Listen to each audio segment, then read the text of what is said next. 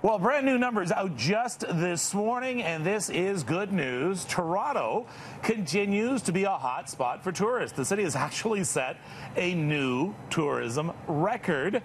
Joining me right now to break down the numbers, Andrew Weir, Executive Vice President and Chief Marketing Officer with Tourism Toronto. Good morning to you. How are you this morning? Great. This is amazing. What are the record numbers? Well, it's great news. You know, the city is hot right now. We're seeing a lot of people that want to come here from the U.S., from a lot of our international markets. You know, growth from Mexico is up 72%. China is growing. So a lot of people are arriving in Toronto. They're choosing to make Toronto their destination. And sometimes in the past, it used to be a place you would kind of go through a little bit more quickly. People are spending more time here, spending more money, more days here, and that affects more businesses. Now, we're looking, like you say, a big jump in the number of visitors from Mexico.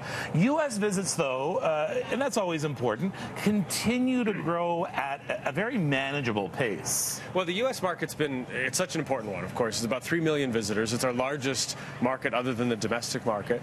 What's interesting, though, is we always think of it as people that maybe drive here from the near border region. 70% of our American visitors fly here. And that's important because it means they stay longer. People that fly here stay longer. They do more. They spend more. And that really affects a lot more businesses and jobs all across the city. Okay, so our tourism numbers are up. Big deal. What does that mean for the economy? Well, people are surprised a lot how many different kinds of businesses are part of the tourism economy. So we know about hotels and restaurants and attractions and retail, but then there's the convention sector. That's a big part of our tourism economy. So think about the meeting venues, audiovisual companies, transportation companies, all the different, the catering, part of the convention business. Next year, we'll actually have the most citywide, kind of those largest conventions that we've ever had in our history. Which ones? Now you've got...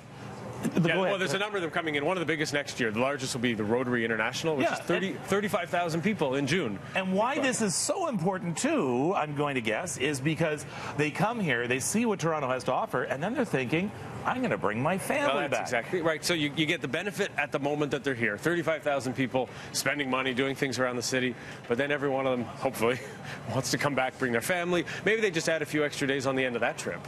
But there's a lot of benefit. That convention business is just the beginning of a process often that expands more. And now, here is where we in Toronto have a responsibility. Clean yourself up.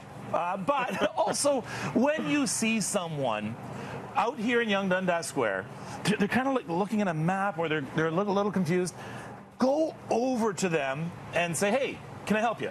People talk about that sense of welcome, but you're right. It's on you. It's on me. We've got to bring that welcome. We've got to bring the Canada, bring the Toronto, and make sure that people feel welcome, want to come back, and have some fun while they're here.